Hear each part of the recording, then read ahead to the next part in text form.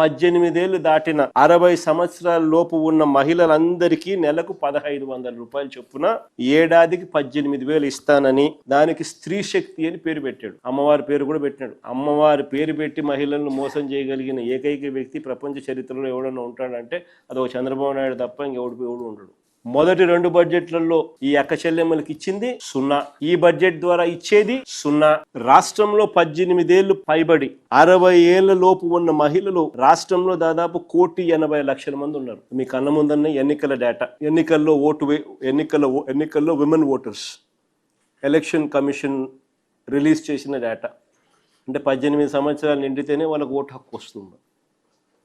అలా 18 సంవత్సరాలు నిండిన మహిళలు రాష్ట్రంలో ఓటు హక్కు ఉన్న వాళ్ళు ఎంతమంది అని చూస్తే 2,10,00,000 మంది. 2,10,58,615 మంది కనిపిస్తున్నారు. ఇందులో